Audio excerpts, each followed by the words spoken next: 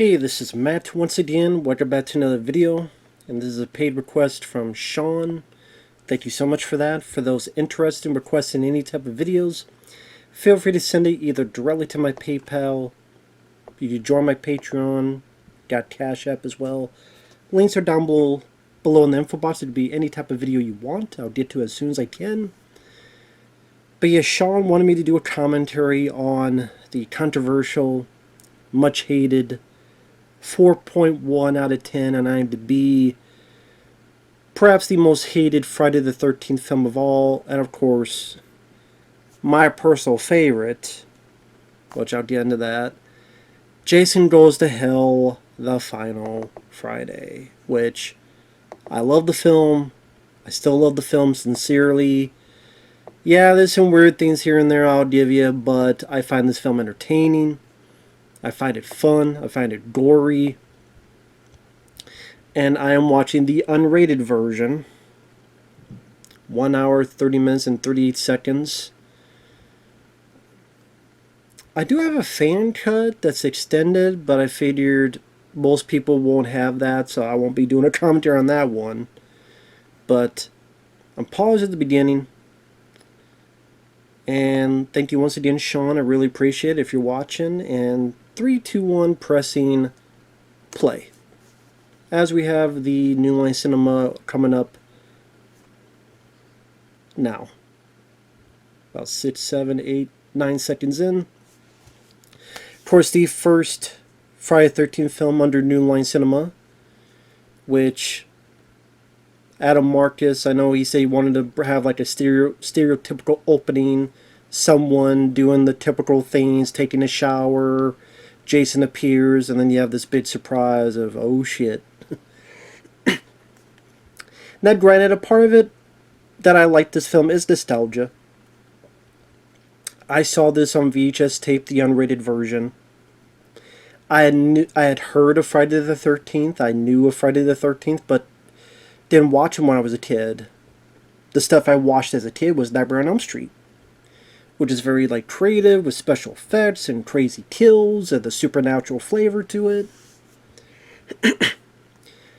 So on VHS, which this was 93, so it's probably 94, 95, 90, or somewhere around there on VHS. Got the unrated copy, watching it. And the gore was just ghastly, and people ripped apart, and people's heads are bashed in. I went, ew. But I really liked it because it was like an action horror movie. My two favorite genres. Action being my favorite, horror being my second favorite. So we have these two genres blending together. At that time, I had not seen The Hidden. So I know Adam Marcus says he never saw The Hidden. Nowadays, I look at this as the good sequel to The Hidden, because there was a Hidden 2, and that film sucks. To me, this is like the good sequel to The Hidden. But I'd never seen The Hidden, so this was new to me. And I thought, okay, this is a lot of fun. I like the characters. I like John D. LeMay. I like Stephen Williams. I like, because I had no reference to the other Friday the 13th films, I didn't know it was breaking the rules or anything. I liked that it was kind of the Terminator type of thing where this unstoppable force is chasing this, woman, and in this case her baby, while in Terminator her unborn baby, or not pregnant yet baby. It was, a guy, a girl, and then technically a kid, or at least soon to be a kid. So it had a bit of a Terminator vibe, which I liked. And even as I watch in retrospect, since I have seen all the Friday the 13th now, enjoy most of them, except Part 8. I'm not a fan of Part 8. I think that one, in my opinion, sucks. I like most of them. And I can still enjoy this as unique and different and fun. I think Adam Marcus, as a guy who's 20-some years old, he attempted to do more than other directors did with the franchise in terms of having different types of shots, zoom-ins. That's a little mistake. Like her cap was down, and all of a sudden it's up. I know. I only know that because the commentary, because I remember when I first got the DVD, I listened to the commentary on this, and it's hilarious with Adam Marcus and Dean Lorey. Absolutely entertaining commentary. Even if you're not in the commentaries, that's a very entertaining one, informative, but they're just goofing on each other, and they're having a ball watching the film. And Dean Lorey, who helped write this, he helped write Major Payne. I think My Boyfriend's Back, I believe. Or at least I know Major Payne he did. And this is a time when beautiful looking lady. It's Julian Michaels, I believe. Julie Michaels. And some nice, titties. And nice ass, too. And that's the thing, like, as a Friday the 13th fan, if you want nudity and gore, you got your nudity, you got a little bit here, you have the full-blown sex scene later on, you got, this is easily the goriest in the franchise. So if it's, that's the weird thing, people say, well, Friday the 13th is only tits and gore, that's why I like it. Well, this has a lot of that, but you don't like it, so, I don't know, sometimes, if people don't like it, that's fine. I agree, there's some weird stuff, like the whole shaving thing. I know it's like, well, I did it because you'd be talking about it. Yeah, but it's, if Jason took a dump in the corner, we'd be talking about it too. It doesn't mean it's a good thing. Like if Jason dropped his pants and shit out, on the table, you'd be like, what the fuck? So you have Kane Hodder back as Jason, who was Jason in part 7 and 8. I actually like the look of Jason here. I know a lot of people do not. I guess in a way you say it's a reference. I mean, I know they said Part 8 doesn't exist, but I mean, I think he looks better here than he did in Part 8, where it's just a bunch of snot carrying around and he's got a piss yellow mask. I actually like that it's kind of, the mask can't fit and it's, you see the mask kind of inside the skin, and I like him better here than having the dirty overalls and Freddy vs. Jason. Stole the Frankenstein Monsters outfit. And I think this is kind of a cool opening. I thought, okay, he's gonna kill her. Because I've seen some slasher films by then. Not Friday the 13th, but then, okay, he's gonna kill her, and then, oh, coming up. Wait, there's all these FBI guys? What the hell? Right here, like, what the fuck? But I actually don't mind the makeup. And of course, the makeup is by KMB, Kurtzman, Nicotero, and Berger, who worked on effects for From Dusk Till Dawn, Evil Dead 2, Army of Darkness. So I like the effects in this. I like the look of Jason in this. I like that it's different, because when I did watch them, they got to a point where they seemed kind of, I like part 7, but okay, he's in the camp, killing people one by one. Cool, there's a telekinetic girl. But there's only so much you could do that without it getting repetitive and tedious. And to me, this is like, ooh, shit. And, I mean, but hey, I mean, there's some people that like Halloween 6. If you can like Halloween 6, I can like this. If you like Halloween 2018, I can like this. If you like Texas Chainsaw Massacre 4, I can like this. We have Stephen Williams. I don't think so. Stephen Williams, of course, is Creighton Duke. Love that guy. He was the informant on the X-Files. Been in a lot of films, including Route 666 with Lou Diamond Phillips. Stephen Williams, great actor. Love his character in this. And I know a lot of people do not like the score. I like the score in this. Ba, da, da, da, da, da, da, da. Just felt like epic. Oh, it seems like an epic thing, and this little cut and it's like the blood dripping down. I think that looks cool.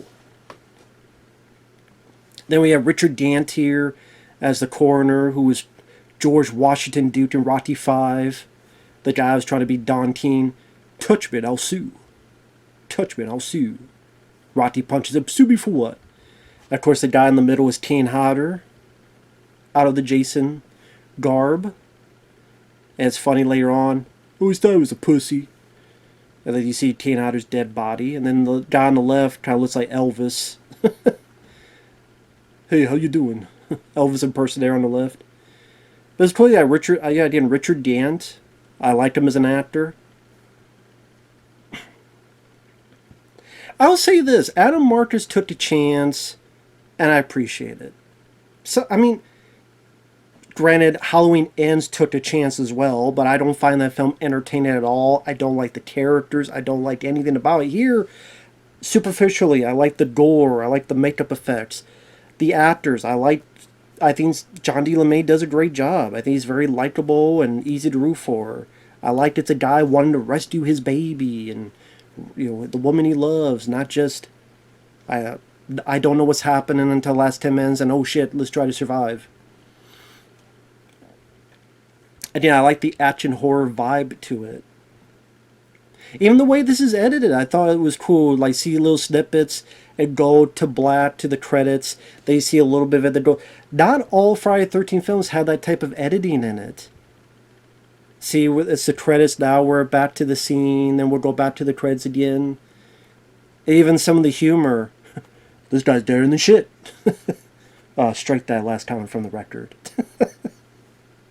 I think that's sincerely funny. This guy's deader than shit. Erin Gray, nice to see her in there from Buck Rogers, among other stuff. Yeah, this film's a lot of fun. I still highly enjoy this movie. I think that it's when he gets the tape recorder, that's where he's like, this guy's deader than shit. I think that's funny. And again, the way this is edited, I mean, okay, this guy was a 20-some-year-old guy trying to do something a bit different. That different doesn't automatically mean good, but I mean, like, he's trying to be creative with the direction of it. Camera angles, camera movements, zoom-ins, I appreciate that. I do. Instead of just being, sit the camera down, just do what the hell you want. I didn't feel a whole lot of that in the other Friday the 13th films, and I liked a lot of them. I do.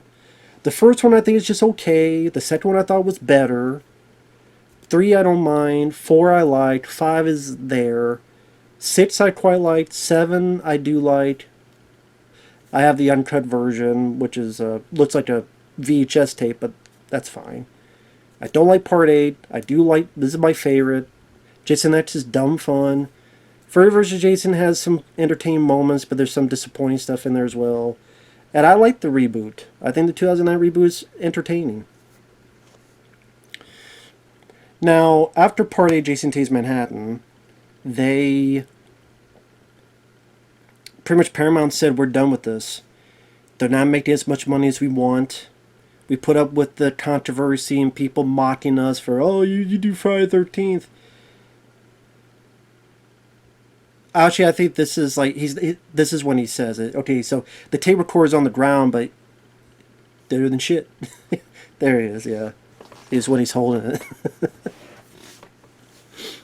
But he's talking to the tape recorder. But, so, Paramount said, what are we going to do with this? New Line 711 said, fine, you take it. Sean Cunningham went to them because, hey, we hope Freddy vs. Jason's a thing, and it'll be a big box office hit. Which was true. No matter what that movie was, it was going to be a hit. It could be the worst movie ever. Freddy vs. Jason would have been a hit because people would have been curious. It could be them playing cards. People would have gone seeing it just to see it. Curiosity. As time went on, they couldn't get it stripped. Let's make a couple films, or at least one, to keep it alive a bit. So they have this. And Adam Marcus, he knew Sean Cunningham, knew him for many, many years. At least knew his kid.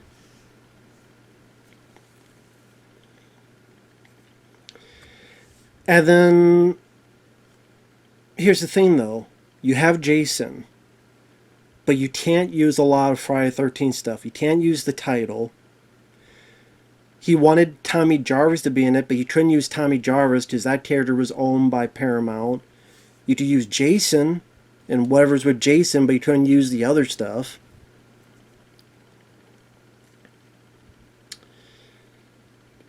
So you have then Stephen Freeman, John D. LeMay.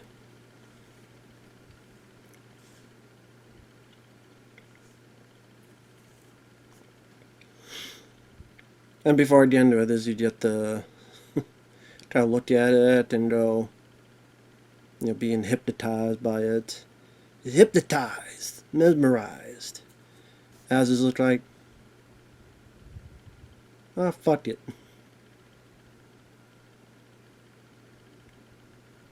Right here, fuck it.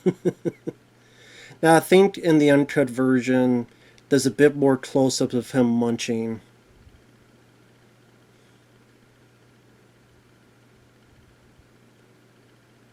Right here, the up close, a bit more chewing. That was only in the uncut version.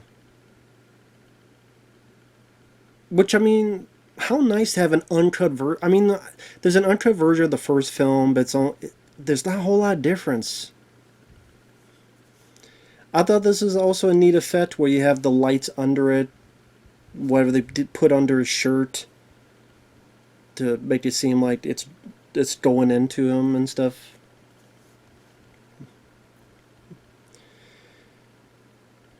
See right there, those kind of light bulb things. I think that looked pretty neat.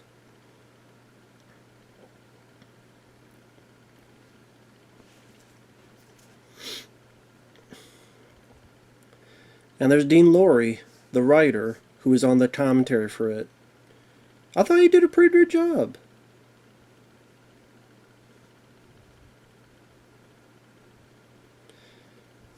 And he was very likable in the commentary too. Like him and Adam Marcus, they just riffed back and forth. It's easily one of the more enjoyable commentaries out there.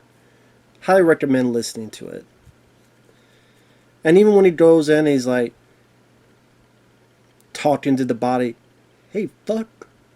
Hey, you fuck. I love to take a steaming crap on your mask. There's a big old... It's talking crap about the Jason.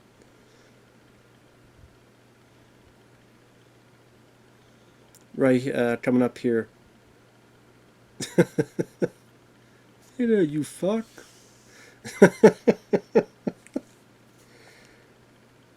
Eat this. Eat this.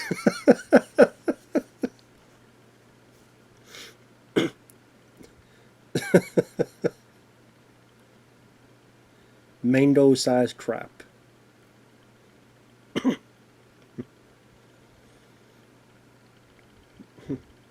Oh, and this is a cool kill too, because it's the aftermath where you see like he's pressed so hard, it's like the skin's been, I don't know how you put it. See,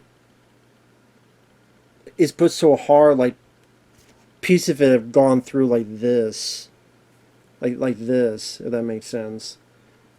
Like this, which I thought that really sold it. And there's Kane Hodder. He was a pussy anyway. And then the aftermath. There you go. That's what you get, talking crap about Jason. Of course, it's funny you see this footage of Dean Lorey. Like this guy, like what's that from? Same with this, the coroner. Like, where's that video footage from? I don't... But they make fun of it on the commentary. Like, where's that footage from? Now we have Stephen Culp. Which for some reason... Well, I guess because his name. I thought he was really related to Robert Culp, but... Apparently he's not. It's just that he got a lot of jobs because people thought he was related to him. And this is where you're going to get to Erin Gray. Erin Gray is Diana from Buck Rogers, among other stuff. It was always nice to see Erin Gray. Likeable, charming lady. At least, seems very sweet is what I mean. Seems very sweet of a lady. We're going to see... Oh, we're not there yet. We're not there yet. We got, of course, we gotta have more of the Duke, Creighton Duke. Hey, number one. And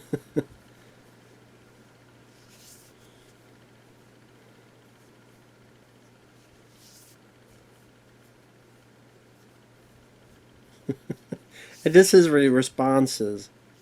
Hot dog through a donut.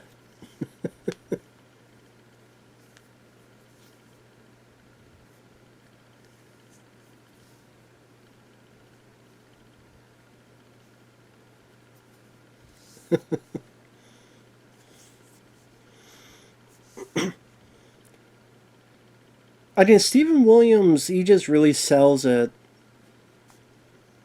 And then he has a little bit of that Quint from Jaws, you know, the whole damn thing. Even with the way he's playing with that knife and all that stuff, which I think that's the special knife you need. Just a suit that he wears. You tell he's not phoning it in or anything. Stephen Williams is great. But yeah, there's ideas for the film. Elias Voorhees, Jason's dad. This is true, we've never seen who his dad is. Who is Jason's dad? Granted, you just say no one gives a shit. But it's like, okay, we know his mom, Pamela. Who's his dad? I think there was a talk of showing his dad at part 6, I believe. Like someone at his grave, and there's a guy, mysterious guy, and then you later find out that's his dad. But if you try to have it be like, oh, it's his dad and something, then people complain like part 5. It was not Jason. Which is always weird. People go, well, Jason's not in the movie. That's why it's bad. Okay, if you don't like the film for certain reasons, to each their own. But to say this film is bad because Jason isn't in it, I don't get that. He's not in the first film. Except this little boy, bald-headed, coming out of the water. There's Erin Gray. So, okay, if you hate the film just for the fact that Jason's not in it, he's not in the first film, except a little boy. How much is he in the second film? Like, that you actually see? Like, you see his hands? You see his shadow? You see more of his hands, his shadow, his POV, his POV, his POV, his POV, his POV. Until the last 15 minutes of the film, you only see his POV and his hands. That's most of those movies. At least, well, early, well, I shouldn't say most, but there's a chunk. Part 3, most is his hands, until he gets the hockey mask. And then you see the hockey mask a couple times. And that's like much later in the film. But up until then, it's a POV and you see hands. That's it. Part 5 isn't Jason. There's less of Jason in Part 5 than in this movie. Yet people get mad. It's not Jason. Was not Jason Part 5? But you know... Granted, in 6 and 7, you do see more Jason, to be fair. But, I mean, that whole notion of... Well, again, then, do you hate the first film because there's no Jason in that? Of course there is, because it's Pamela. But anyway, before... You have Billy Green Bush as the sheriff here, which... I remember as a kid, it was cool to see him because I grew up with Critters, the first one, and he's the dad in Critters. I'm like, oh, it's that guy! So, that was cool. And Stephen Williams is fun. She has had a taste of the Duke. That's coming up here. She has had a little taste of the Duke. Come on, we know Stephen Williams would beat the hell out of Billy Green Bush, and I think he knows it too. Then we have the other cops. We have the cop behind him. The younger guy, that is Adam Marcus's brother, Kip Marcus. This guy coming up here, who is friends with our lead character, this young guy, who's got the Duke's arm now, Creighton Duke's arm. That's Kip Marcus, taking Creighton Duke away. And Tip Marcus is Adam Marcus's younger brother. And then the people in there. This lady here on the right, I didn't mind her. At least when she dies, she has some kind of energy and badassery where she's like, screw it, I'm going to shoot him, then I'm going to stab him, I'm going to spit in his face. Well, she spits blood, but kind of in his face. I didn't mind her. And then we got John D. LeMay, which makes you think of Mike, OCP Communications. I mean, if Mike is shaved, he looks like this guy. Like, that does not look like Mike, OCP Communications. The hair, the glasses, it's Mike. My buddy Mike, OCP. Hey, if I could be in the Hills of Eyes remake, he could be in this. So, I think it's my buddy Mike. I think, John D. LeMay is likable in this. He's goofy and silly in this. When he picks up the hitchhikers, I thought it was fun. Smoke some dope and get laid and get killed. That's true. Now, from what I understand, all this was shot after the movie was done. Like, the movie was finished, and they're like, well, we need a few more deaths, and we need something with Tiz getting laid and getting killed. That Friday the 13th formula. And get slaughtered. I thought that was a pretty funny line from him.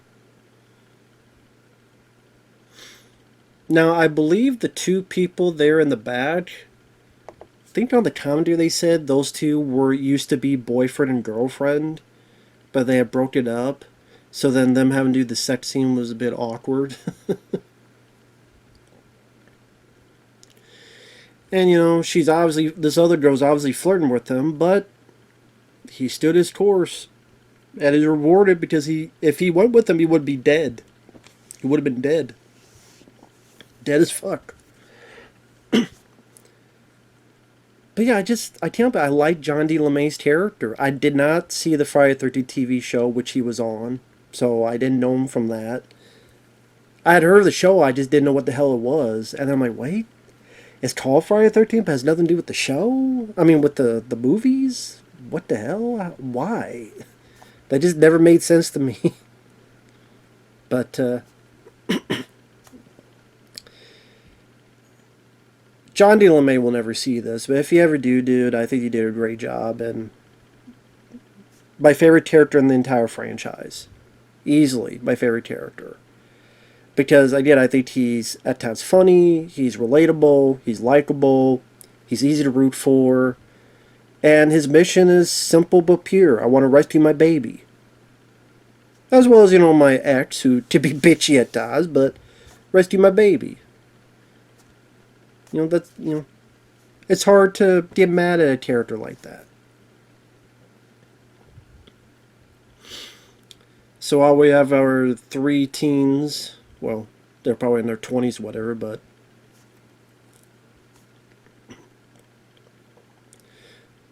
I forgot she showed her titties too. So this definitely has your nudity.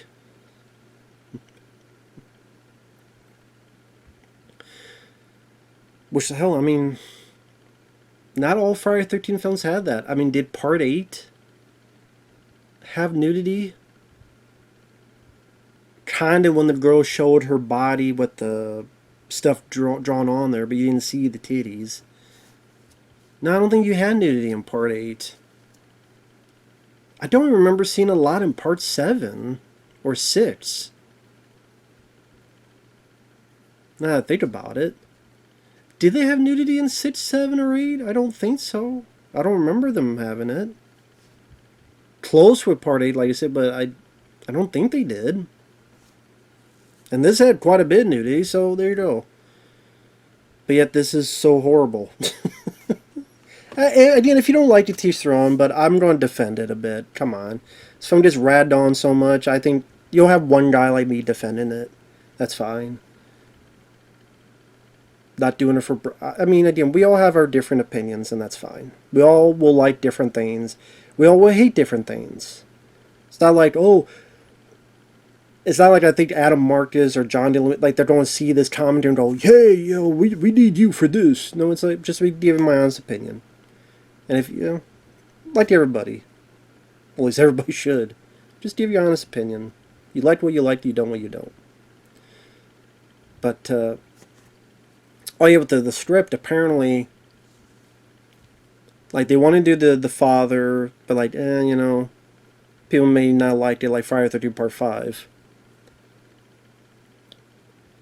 I think someone denied this was the concept, but on the commentary, Dean Lorey does say there was one strip that dealt with gang members in L.A. I know, like, some interviews, like, oh, no, that wasn't the case, but that's what was said on the commentary. And I think that actually would be cool. Like, take Maniac Cop 2, but put Jason Voorhees in there. I think that'd be neat. But again, that's me thinking of, like, an action horror combination. Bad guys versus the worst guy, Kind of like Riddick in Pitch Black. Well, he was But yeah, you have like bad guys, but then, they team up to face off a worst adversary, which is Jason.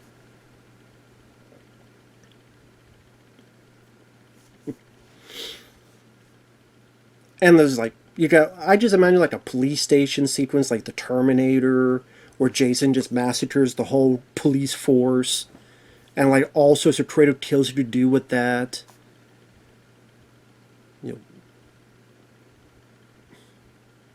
I don't know. I think that could be a lot of fun, but that's just me. But you have to have a decent budget for it too. But I mean, Maniac Cop 2 had a small budget, and they had some really good action in there. Anyway, they came up with this. Now, depending who you ask, Adam Marcus says Sean Cunningham wanted him to get rid of the hockey mask. That's what Adam Marcus, the director, says. Sean Cunningham went up and said, get that damn hockey mask out of there. Sean Cunningham denies this and calls Adam Marcus a liar. Now, I'm not just saying this because I like the film. I'm saying this because my honest opinion is I'm on Adam Marcus' side on this. Now, whether you like the film, don't like the film, you agree or disagree with his direction of this, and I quite like it. When you listen to Adam Marcus in interviews, it makes sense what he says. How am I, a 20-year-old guy, going to come into a studio, and this is the first time New Line Cinema has worked with Jason, to restart this thing? We start this franchise in hopes of having this box office sure thing. Freddy vs. Jason would be a box office sure thing, no matter what the script was. Just is. So to restart this franchise, we're going to give this 20-some-year-old kid carte blanche to just go, yeah, take off the hockey mask. And none of the producers said no, and nobody said, wait, don't, hold up, don't do that. Adam Marcus had that much creative control?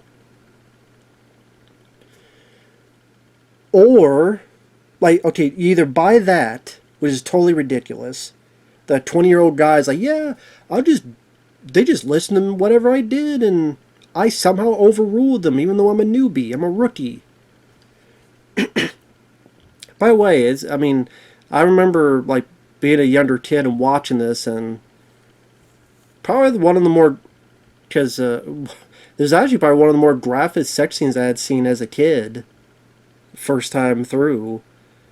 And then the death scene is easily one of the best death scenes. She's coming and going at the same time. As soon as she comes, her life goes. And just the fact that just the wishbone, see, no protection, that's why they die. It's not that they're having sex, they're not using a condom. Protect your penis, protect yourself. But here you go. Jason don't stop that shit. She's coming, and now she's going. And this right here, oof, that still is like the which in the cut version, the R-rated version, you just see the guy's face screaming and the blood on his face. But that, ooh, that still is like, god damn, that's a good death. Ooh, that's a good gore scene by Tambi Effects. But like I said, which you don't believe? Either Adam Marcus, a 20-year-old, said, I don't want the hockey mask, and you guys need to listen to me. Because I've never directed a movie before. I'm a rookie. I know this is the start of your reboot of your franchise, which is going to hopefully lead to this box office sure thing, Freddy vs. Jason. But you need to listen to me. I'm not David Fincher, I know. But you need to listen to me. Or the side I believe, Sean Cunningham did say that. Because what did Sean Cunningham do? He did the first film. That's it. He didn't want a sequel. He didn't want to do a sequel. That's why he never directed. Why do you think Sean Cunningham never directed a sequel? Because he thought it was a stupid idea. He thought doing a sequel of Friday the 13th was dumb. He thought the idea of Jason was dumb. But he produced it because, hey, I don't need to be on set. You guys do what you want. I'm a producer. I'll make money off it. And he did. And think about it. All the stuff he signs, all the stuff people ask him about is stuff he didn't do. Jason, the hockey mask, he didn't come up with that. The adult Jason with the hockey mask, that was never his choice. That was never his decision. That was never his creation. So he is benefiting with all the money, all the resources, all of the success over something he never even created. I think that gets stuck in someone's crawl.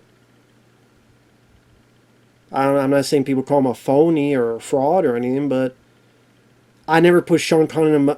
Sean Cunningham I never put up there with Tobe Hooper, John Carpenter, Wes Craven, George Romero, David Cronenberg, or anybody. I don't think anybody else does with Sean Cunningham. So that's one of those things where I think Sean Cunningham, he was pissed off about the hockey mask because everyone wouldn't, they won't shut up about it. When he had nothing to do with it, and it's like people are keep talking about something he never did.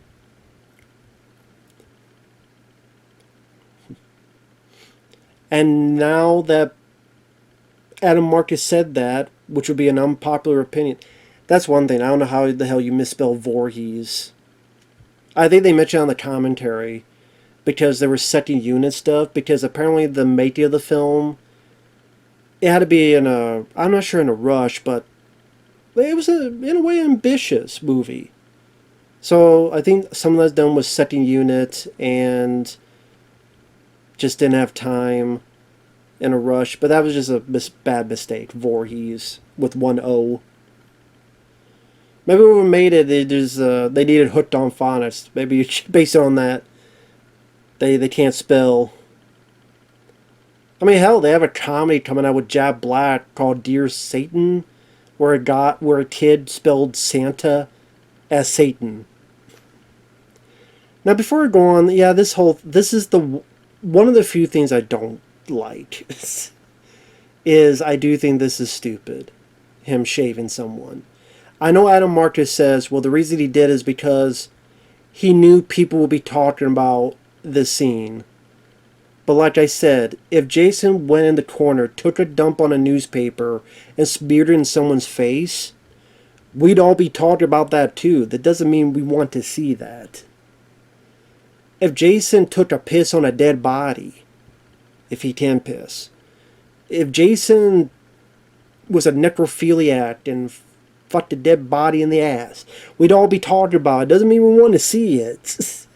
So just because people don't talk about TV doesn't mean it's a good idea. And shouldn't it? That should not have been in it.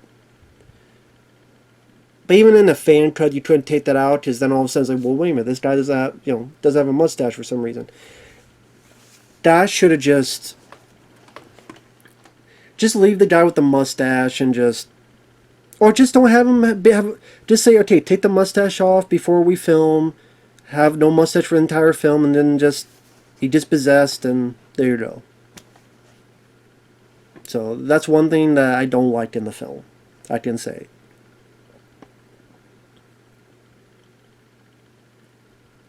Oh, one thing is, this whole thing with the daughter was added after. Originally, Erin Gray, I believe, is talked to a Billy Green Bush, who wanted to marry her or something. So really, like, Erin Gray, when she's doing the scene, she's talking to Billy Green Bush. And then I guess they thought, the daughter make a bit more sense than be the last time she gets to talk to her mom. Cool to see Erin Gray being a badass, blow his fucking brains out.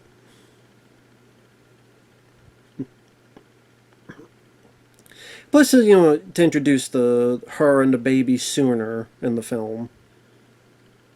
Since, we're already, God, we're 40 minutes in. That went by quick. We're almost halfway through the film. We haven't really seen the baby and the lady yet, who are pretty important to the plot. I like that too. Like, you see it leaking from his head. I like that little, if you pay close attention, when he gets up, it's like leaking through his head. Now, yeah, a bit of the hidden, which I know Adam Marcus said he never saw the hidden, but I'm like, really? You never saw the hidden? I mean, that was New Line Cinema as a horror film. You really never saw the hidden? Really? No, I didn't, but I was like 12 years old when I saw this.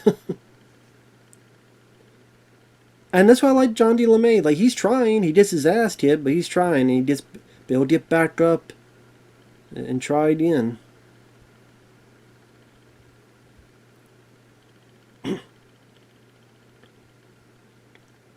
Oh, man.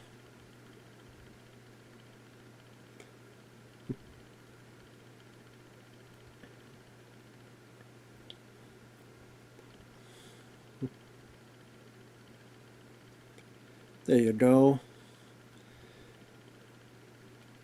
I like that, he fights back. Like, someone to give Jason a bit of a back and forth struggle.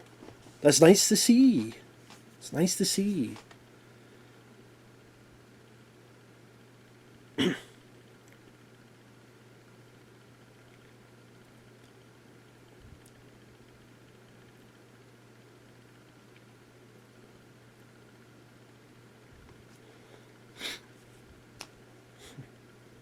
See, like, this stuff here made it feel...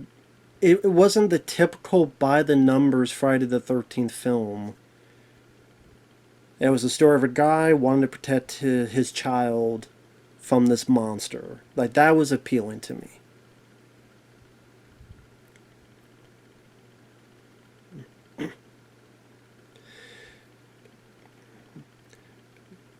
But yeah, I want to say they went with the idea of not having the mask. So how do we do that? Well, this is the way to do it. And, of course, Sean Cunningham's going to deny it now, because if he admitted he said that, he'd be... How do you think Sean Cunningham gets paid nowadays? He gets paid from all his, fans of Friday the 13th, giving him money or other stuff, money for, hey, I'm the father of Friday the 13th, I'm Uncle Sean, give me money, here's Jason props. At least until that lawsuit happened with Victor Miller, which I don't even know what's going on with that. It's supposedly it was settled, but is it settled? Okay, well, one has Friday, whatever.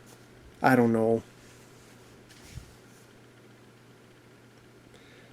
I don't really care, because at this point, I don't want to see any franchises come back. I really don't.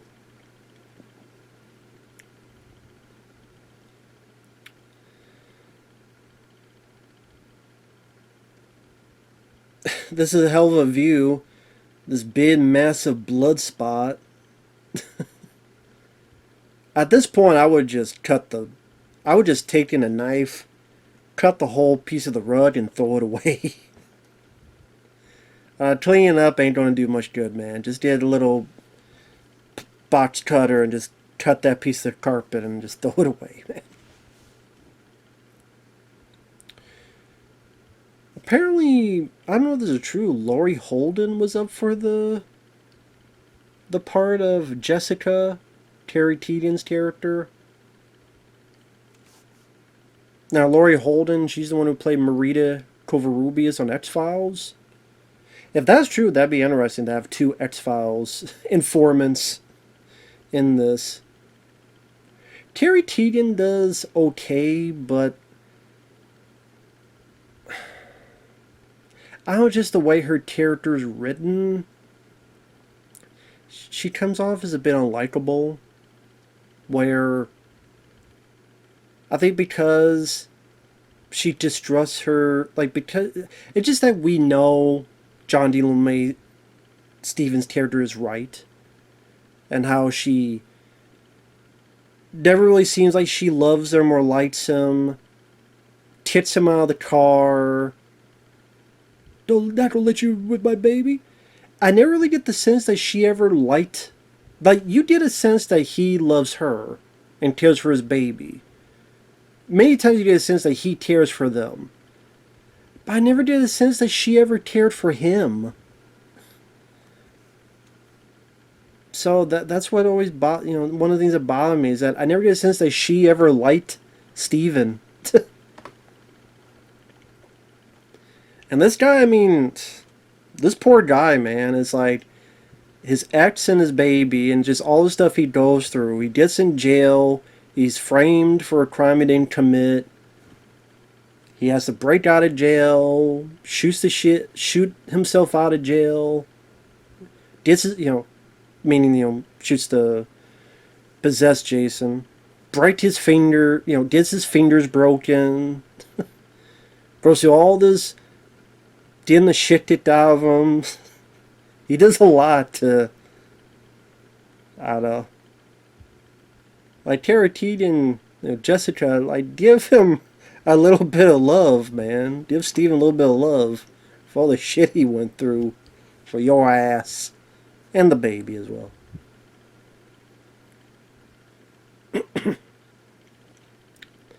But yeah, Sean Cunningham, I think he didn't want the mask in there. He was mad that he was getting all this props for something he didn't create.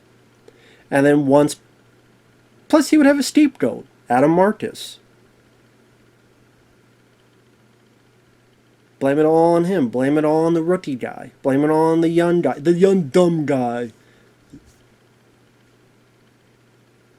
But I mean, Sean Cunningham, look at all the other films he did. Deep Star 6 I don't hate, but it's not a classic. You know what I mean? It just... I forgot what the hell else he did. The one with Kate Mulgrew and Rip Torn, and they're in like the subway tunnels or the train track tunnels. That wasn't that great. I forget what the hell it was called. I always thought this scene was interesting. Like, okay, you have an exposition scene. They normally tend to be boring. But how do you make an exposition scene interesting? Okay. A price. I gotta break your fingers. The way he's like, you gotta pay. This is like after the second or third one. Want some more info? You gotta pay. I thought that was such a unique way to mix up the exposition scene. Again, how do we take an exposition scene but make it less boring? This is a way of doing it, in my opinion. Are you ready to pay? He's like, okay. Are you ready to pay? He's like, I don't know what he's going to do, but okay.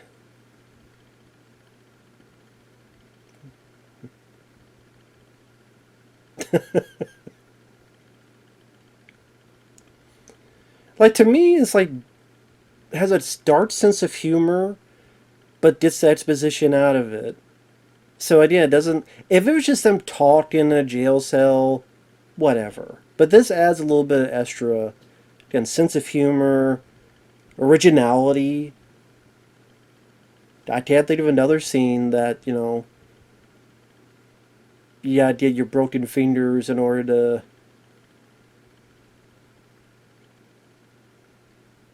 to. Right there. You gotta pay. Oh, come on, man. But it's also a good character moment for Steven. Because, like, he's. No, of course you're scared to have your fingers broken. But then the third time, he's adamant. He's like, come on. And that's when Creighton Duke's like, okay, this guy's a lot stronger than I thought. He's not as much of a wimp as I thought. This guy could actually help. This guy could actually maybe do something. This guy could actually,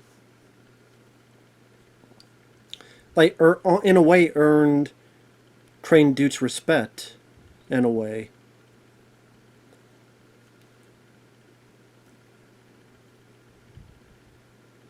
See, right here. Like, he's adamant to do it. And he's kind of look at him and go, hey, this guy's serious, and this guy might be worth it.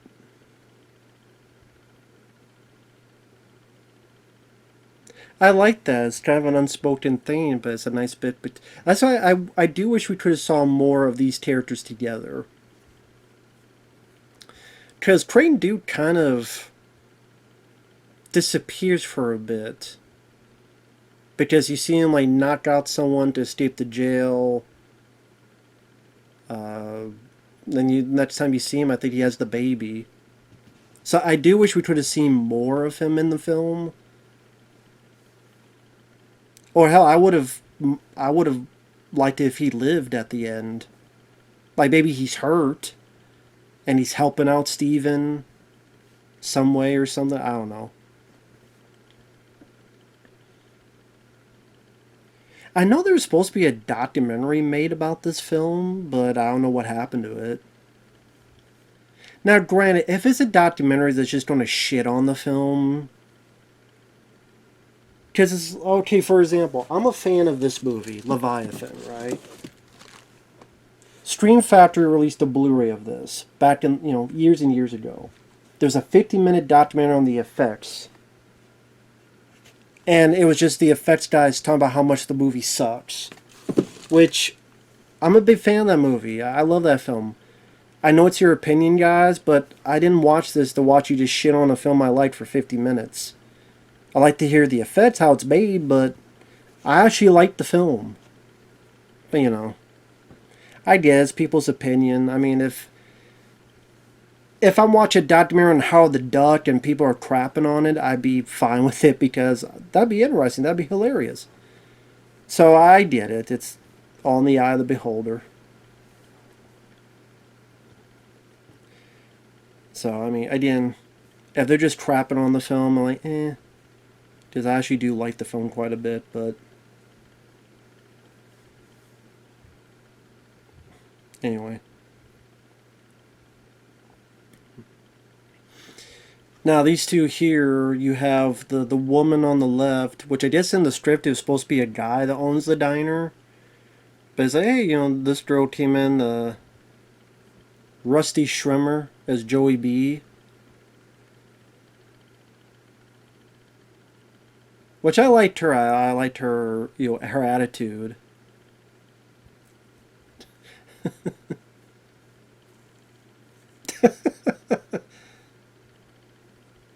Just her being a complete ass about it.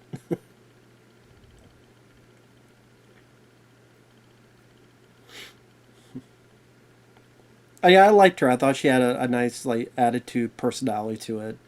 Now, the other guy, by the baby with the, what is it, the cap backwards cap.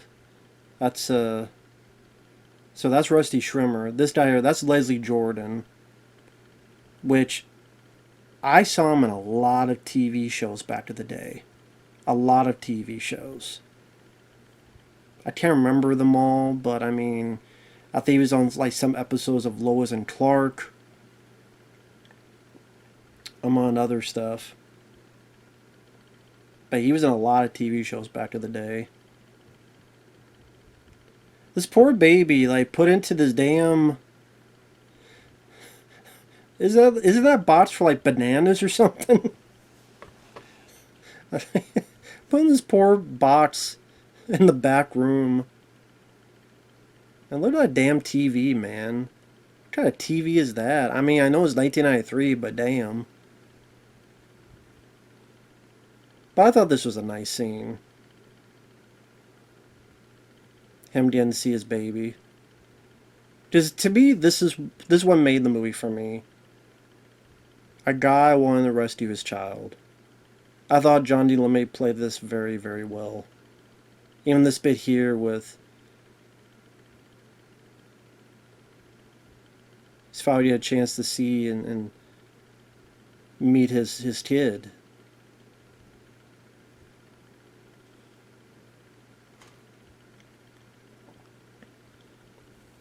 And this guy here helping him out, obviously, maybe they were friends back in the day, or however you want to put it. I thought that was a nice little scene there. And it's stuff like that that made me like the film. Among other stuff. Now, of course, this is we're going to have this at the end of the film. Then this shot here with the... I thought it was a nice going from here to here, and you show the massive scope of the house, which will be important in the finale. Did you see the glass on the left where they're going to crash through? Outside we saw the jungle gym they're going to be fighting amongst. Of course, coming up we're going to have a fun Easter egg, which is the Book of the Dead, the Necronomicon. Which, of course, then could get a lot of theories of maybe Pamela, the mom, used that book to bring Jason back. Now you think about it, they even mentioned on the commentary, the way that ironing board is in the door makes no sense. Because no matter what, if you open it, it's going to fall like that. So... Why would you put that in there in the first place? Because again, each time you open the door, even slowly, it'd be like, phoom. It would be the other way, so it wouldn't do that. But even on the commentary, they mentioned that was a bit weird. So I'm not saying this is a perfect, movie, but I find, there's the Book of the Dead, Necronomicon. Which I wonder how they got the rights to use this. Because, okay, this is New Line Cinema, and I don't know, with Universal? I don't know who would own the rights to that. I don't know. But it's a fun idea. I mean, hell, if you're trying to make sense how Jason keeps coming back to life, that made more sense than other stuff. You know what? I wish we had a Freddy vs. Jason vs. Ash movie. I really do. I really do. I think that would have been cool to see. Because, to have a hero like Bruce Campbell's character go up against Freddy and Jason, that's one of my big complaints of Freddy vs. Jason. I don't care about the characters. I'm sorry. I don't care about Kelly Rowland. I don't care about wannabe Brittany Murphy. Only not as good as Brittany Murphy. Rest in peace to her. I don't care about Jason Ritter, who smiles even when he's not supposed to be smiling. He can't get us. He's being scared, has a smirk on him. I don't care about those characters. I think it was one of the worst casts in either franchise. So that already would be a bump up to have Bruce Campbell be the lead character.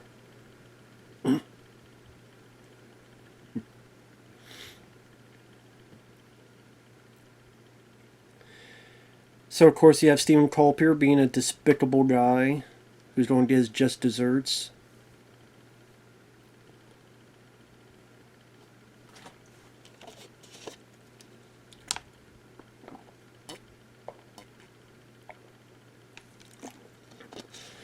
And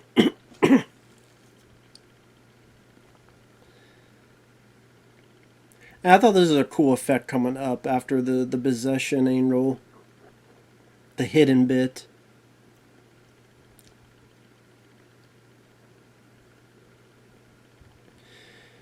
I like the bulging of the throat. I think that's a really cool effect right there. I mean, that looks really neat.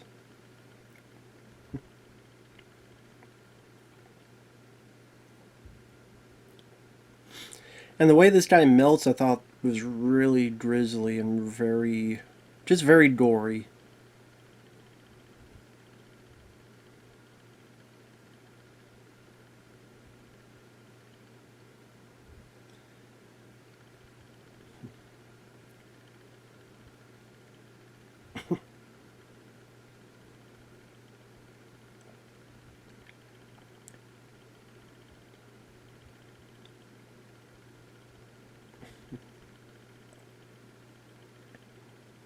Ew. His skin just sticking to the floor. And then here where like the jaw is stuck to the ground. Jesus. And here it's like something out of, what was that movie? The Resurrected by Dan O'Bannon or something.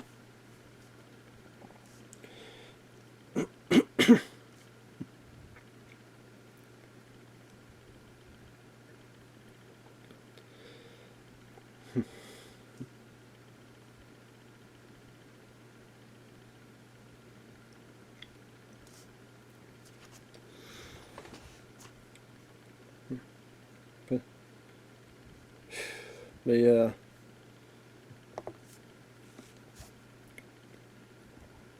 Well, I said this was the very first Friday the 13th film I saw. Because, like I said, back when I was growing up, I lived on a farm in the middle of nowhere in Iowa. We had two towns nearby. When I say towns, I mean like it takes you 30 seconds to drive through them. Each one had like a little gas station or little not even grocery store, but just a little like shop that had some movies to rent on VHS. Unless you want to drive like 30 or so miles to get to a actual town, and once in a while we buy a VHS tape or stuff. But usually we go to those other, I think like less than 5 miles away towns to rent stuff. But then we would have two VCRs, and you put tape on one, you tape one, so you did 3 movies on a VHS tape, and then have them to watch whenever you want. This is what we would do. It was so expensive to buy them, so it's like, okay, have 2 VCRs, record one, and try to put 3 on each videotape, because each videotape, blank tape, would have about 6 hours. Granted, if the movies were 90 minutes long, you can maybe fit 4 movies, but usually be, 3. But this is one of the ones, and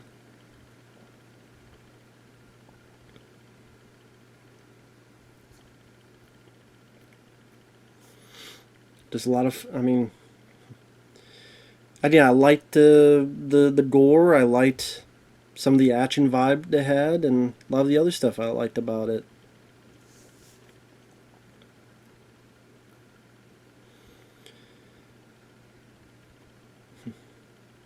I like how badass, Johnny LeMay is.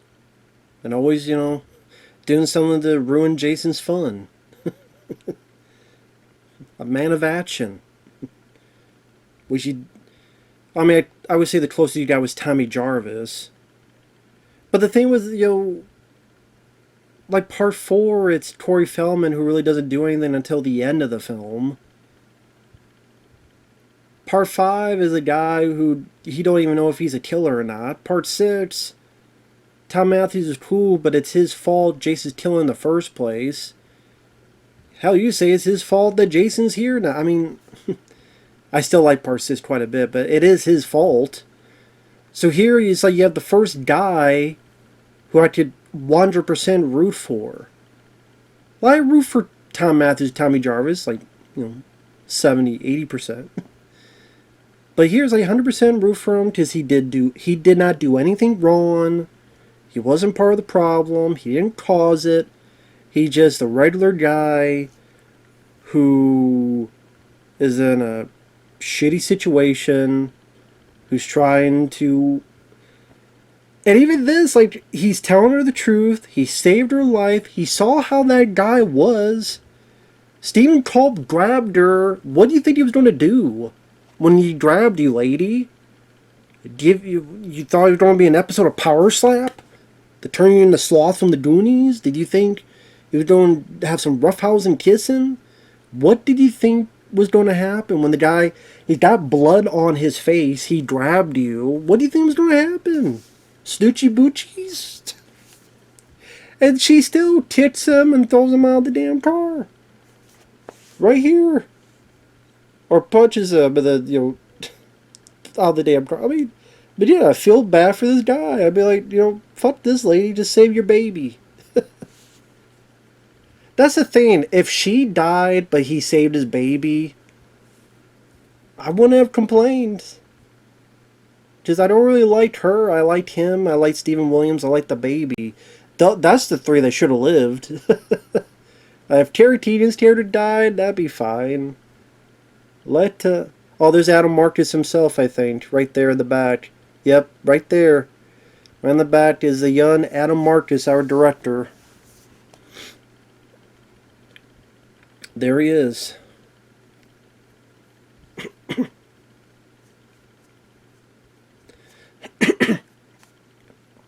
I did think this was a fun... Because again, you feel more and more sorry for your lead character.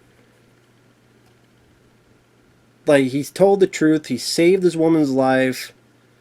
Oh, there's his friend. And then all of a sudden... I love this little fight. This is a fight between friends, but still. Fuck this. Nice tumble there across the... Hey, you okay? And this is kind of like a fight between friends, like kind of this scuffle. I love the, hey, you okay? Ah, shit!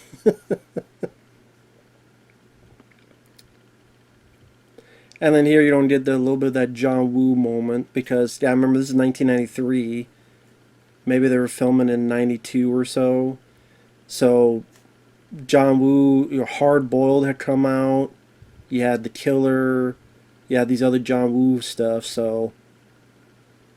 The whole standoff with guns getting fairly popular.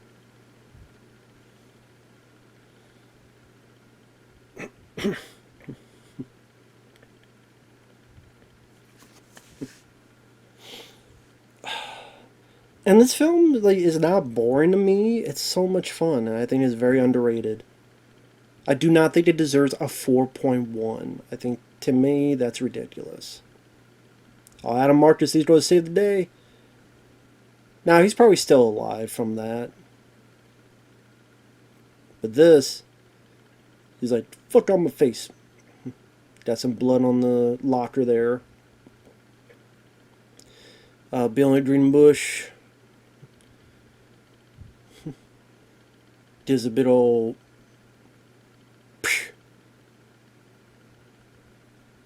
Now, I'm guessing he didn't kill him there. He just knocked him out, because you see him later thinking he's possessed, but he's not.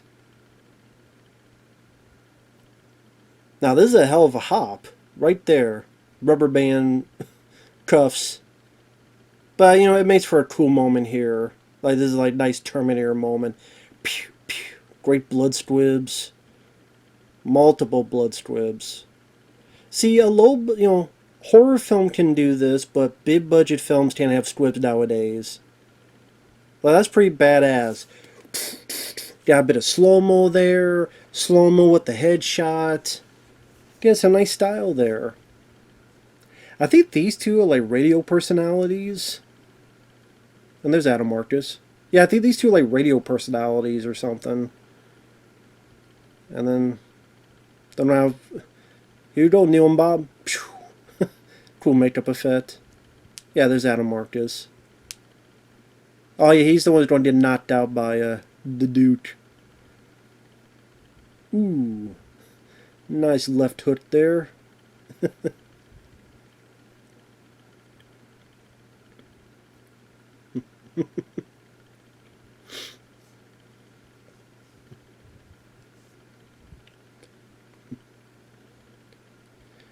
Oh, I liked the reaction Joey B has. You know, no one gonna touch that fucking ray.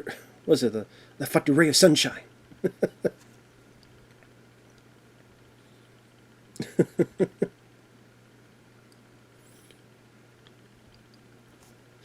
There's another cool action bit coming up here, where again reminds me a bit of a Terminator type of thing. Whereas the use of alternate angles, and the slow-mo, you got some nice gore in there. I remember when Scream Factory releases on Blu-ray, first off, there was no uncut version. Then, oh, here's an uncut, but then this bit where his arm gets broken, that was still cut. I'm like, what the fuck? So when this coming up, like, there's a Scream Factory disc when it came out, this bit with the elbow breaking, that was cut. I'm like, what the hell's going on? See, like, that's cool. Like, that zoom in towards the power, and then, you know, it getting blown up. It's that turn, the gun looking toward the camera, and the zoom. That's what I mean. I like the director doing stuff like that. Keep it unique. Okay, so it's not his elbow, but that's a cool, nasty gore bit. Like, for some reason, that bit was cut out of the Scream Factory disc. I don't know why. But I like this. I like the use of slow-mo here. I like the way it's lit. And him just going to town, annihilating people. And people just... Nice blood squibs. Again, like, this stuff... People think it's easy to do this. Trust me, I have seen multiple... I've seen hundreds of movies, man. Trust me, they all don't do it like this. Not as good as this. I like the camera's low, following them in. I think that was a good look. That waitress is a badass, using the shotgun, using whatever they can to help out.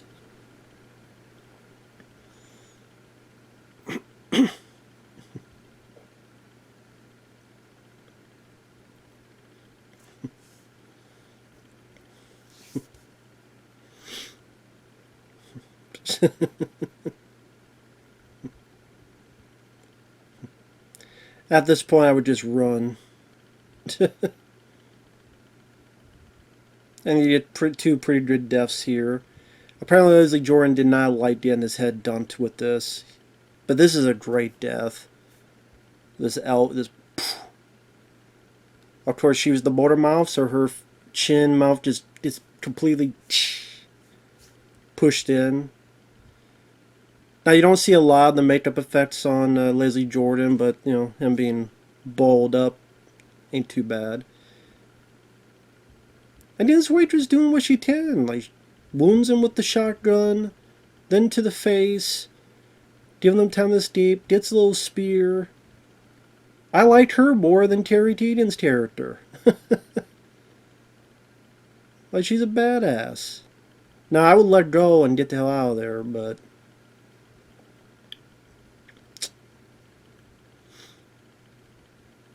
Now, this bit where the top of her head explodes, that's not in the cut version, right there.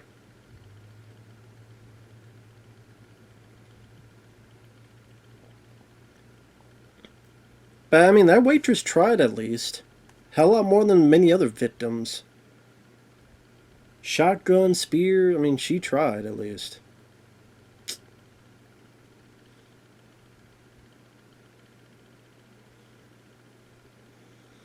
I liked her just based on her actions. I mean, I liked her more than Kari Keegan.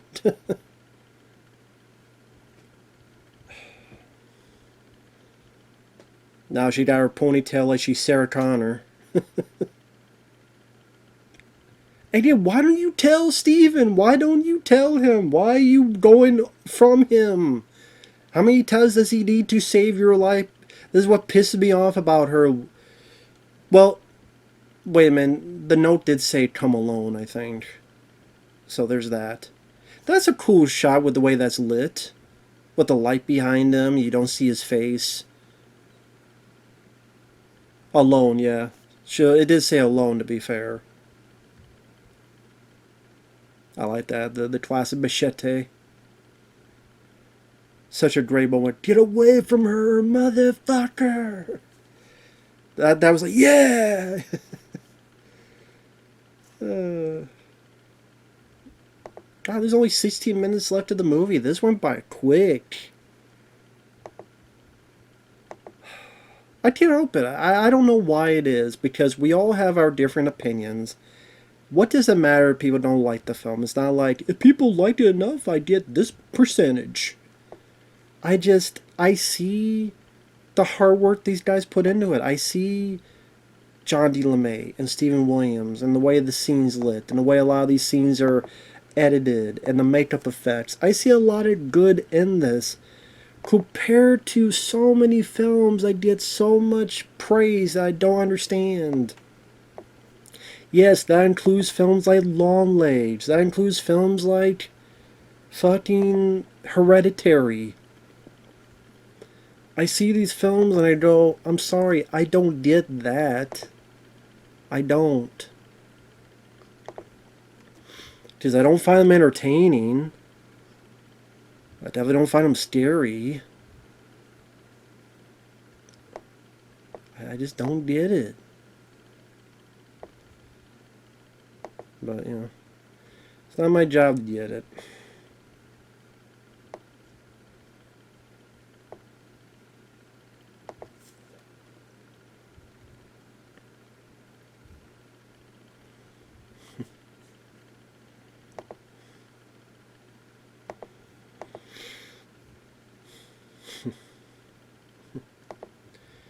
You know, people go, well, it's silly.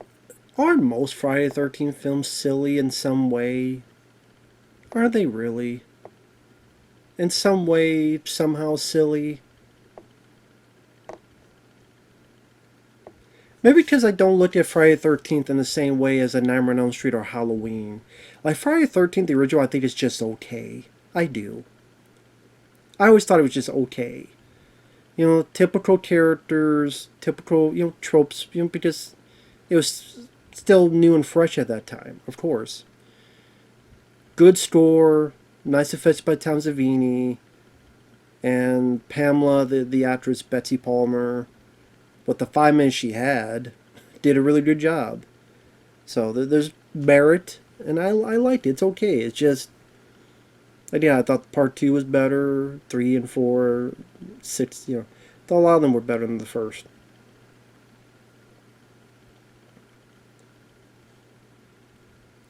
I mean, part 2, a guy gets confused that a woman is her mom because she's wearing a damn sweater. I put the sweater on. Now Jason believes I'm the mother. You'd be like, what?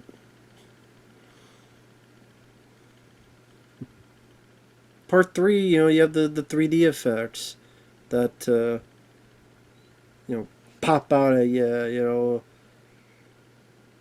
Jason comes back when he shouldn't come back, and so instantaneously that could be deemed ridiculous, and I don't know. I just look at the Friday the 13th films as McDonald's fast food. It's fun, they're entertaining, they're tasty.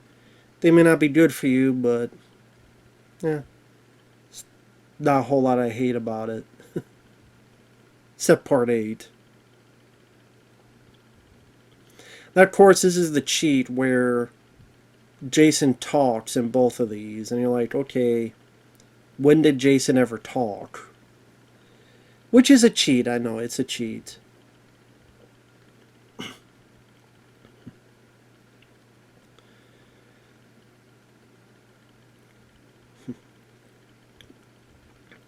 But to be fair, I mean, Jason is still a person.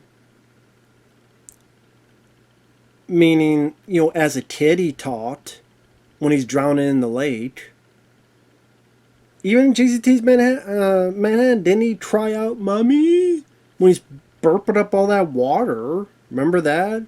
Mommy! He was doing that. Oh, this is bad. Get away from her, motherfucker.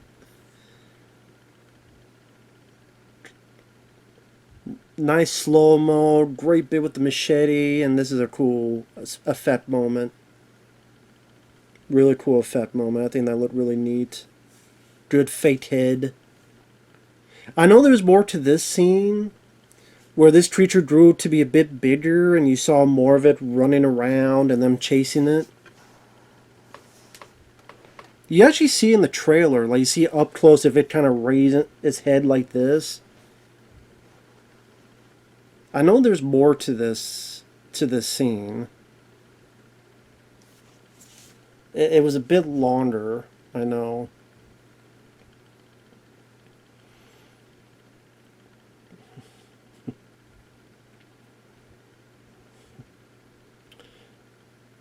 Arctic Expedition, of course. That's a nice nod to Creep Show.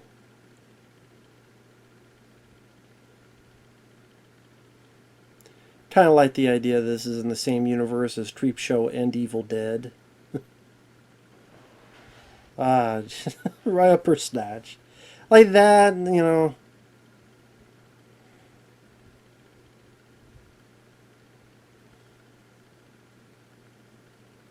I think you could have had where it went into her mouth, and that would have been a bit... Like, you see the person's dead in the mouth, you see it zoom in towards the mouth. I think that would have worked better. And going up the snatch seems a bit campier, sillier. So, that's another little thing I'm like, I don't know about. But you have Kane Hodder back as Jason. Which, again, there's more Jason in this than Part 5 or Part 1. The hockey mask isn't even in Part 2 at all, so if you think Jason is the hockey mask, there is no hockey mask in Part 2. So, does that mean the film sucks? Because there's no hockey mask in Part 2. Yes, I know. They hadn't done it yet, but... yes, I know. I know that. But you're...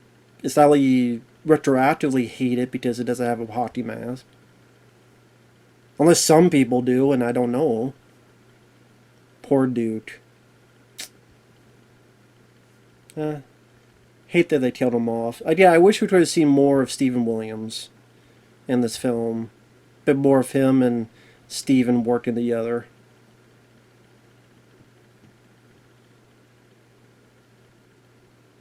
This is another badass moment. Crashing right through the glass. That's what I liked. He's a man of action. He's giving Jason a run for his money. You using whatever you can, even as a right. I know some people could say, well, why is Jason just not, boom, impale him, end of movie? I get that. I just took it as Jason being pissed off at this guy for, this motherfucker keeps bothering me. He tried to impale him there, but he's like, this son of a bitch keeps bugging me, I'm gonna fuck him up. Like, I like the idea of Jason being just pissed. Like, you know what, I'm not done with you yet. Fuck you. I want your ass, boy.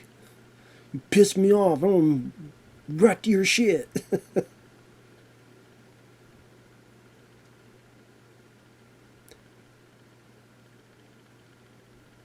Little nice baseball bat stuff with the shovel. Oof.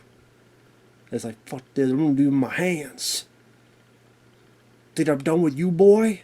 I don't know why I think Jason sounds like that, but that'd be fun if he did. Now, I know this was longer because the work print, there's more of a scene where he's at the bottom and like Jason's trying to reach through and he's trying to He's going around the inside of the jungle gym, and Jason can't quite get into him until he climbs up, and that happens. So that's in the work print version. I know also in the work print there was another death, like someone got killed in the bathroom. But pretty much, like, I think, I forget, slit his throat or bash his head against the, I can't remember. Can't remember.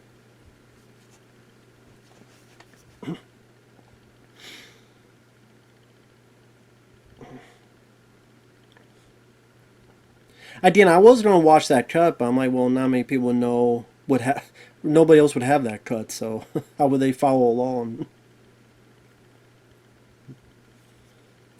Now, in the work print, John D. LeMay has the final kick in the knife into the chest, which is in this. I found a extended cut which has the work print scenes in it, and it has that bit in there where he kicks the knife in, which I like. But of course, they added her doing it. I just to give her something to do. I just technically with the whole only a Voorhees to kill him, and so she'd have to make the final blow. But you would think he's dead enough, and then let him finish the job.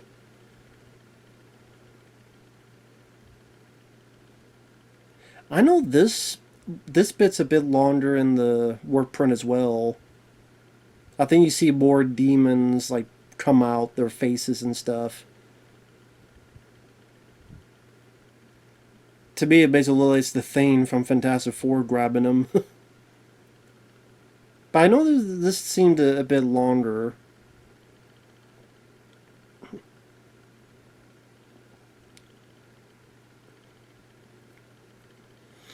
Should have done the Captain Kirk.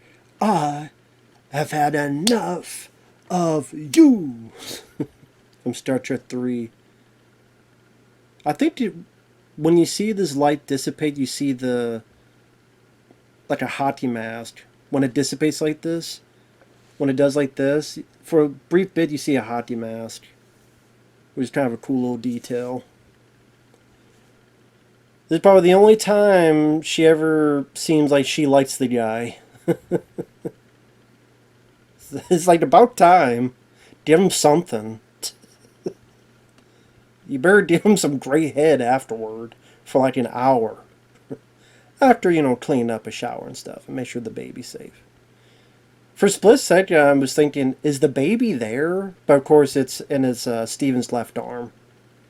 But if you listen closely, you hear the baby noises. But it's like, did they leave the baby? But no, it's in his left arm. I thought that's a nice shot with the sun. I think that's a really cool shot. Like, not many Friday the 13th films have a shot like that. And this is a cool nod, because, hey, we're both New Line Cinema now. We just had Freddy's Dead, The Final Nightmare, like in 1991. So that was still fresh. He's dead. Went to hell, however you want to call it. So who's the perfect guy to get the mask? Freddy Krueger. I thought this was such a cool way to end it. One of the cooler ways to end a Friday the 13th movie was this. I forget who played the arm of Freddy. But hey, it's New Line Cinema, so why not? Like, I thought this was cool. It's like, yo, Freddy Krueger.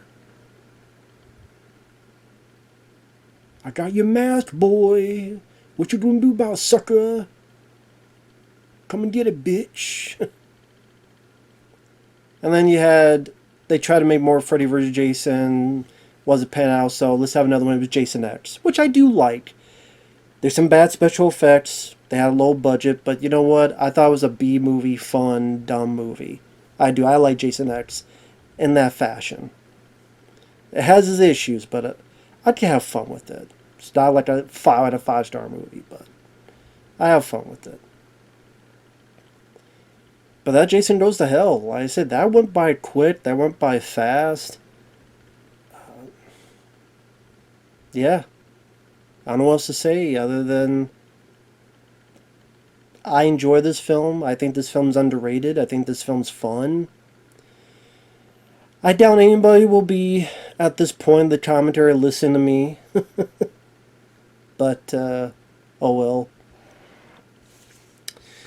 I think this film's underrated. I don't think this film's as bad as his reputation.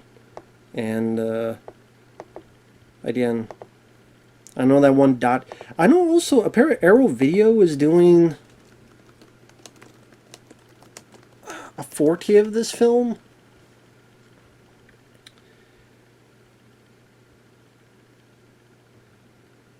But, I mean, there's no release date, and who knows what all's going to be on it.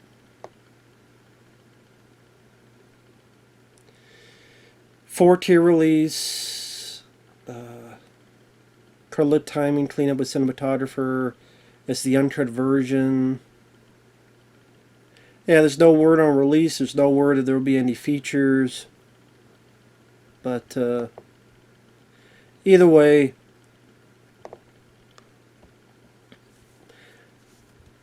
that'd be interesting if that had the documentary. I doubt it though. I'm sure they'll release that separately, but. I don't know, depending on the features, because I have this fan cut version, I would just watch that. But depending on the features, maybe I would pick that up. If it has enough cool stuff with it.